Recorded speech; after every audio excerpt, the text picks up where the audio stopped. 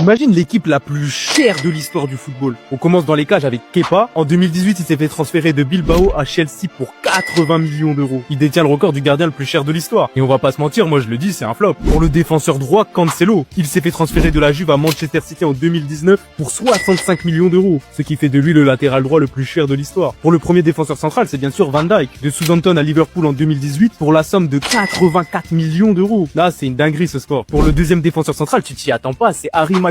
Et ouais, c'est le deuxième défenseur central le plus cher de l'histoire. De Leicester à United en 2019 pour 80 millions d'euros. Pour l'arrière gauche, bien sûr, Lucas Hernandez. De l'Atlético au Bayern en 2019 pour 80 millions d'euros. Bon, vous allez voir, le milieu de terrain, on va perdre la notion de l'argent. On commence avec Declan Rice, de West Ham à Arsenal en 2023 pour 122 millions d'euros. C'est n'importe quoi. À ses côtés, bien sûr, Enzo Fernandez, de Benfica à Chelsea en 2023 pour 121 millions d'euros. Franchement, il vaut pas son prix, c'est de l'arnaque, je le dis. Pour le milieu offensif, bien sûr, Paul Pogba, de la Juve à Manchester United pour 105 millions d'euros. Et ouais, en 2016, c'était le record à l'époque. Pour l'attaque, j'ai même plus les mots. On commence à gauche, bien sûr, avec Neymar, de Barcelone au PSG en 2017 pour 222 millions d'euros. C'est bien sûr le transfert le plus cher de l'histoire de ce sport. Pour le buteur, bien sûr, encore un autre coup du PSG, c'est Mbappé. En 2017, de Monaco au PSG pour 180 millions d'euros. Ça, par contre, c'est un joueur qui vaut son prix, désolé. Pour l'ailier droit, c'est quelqu'un qui s'est fait transférer de Benfica à l'Atlético Madrid en 2019 pour 126 millions d'euros. Dis-moi en commentaire si tu l'as.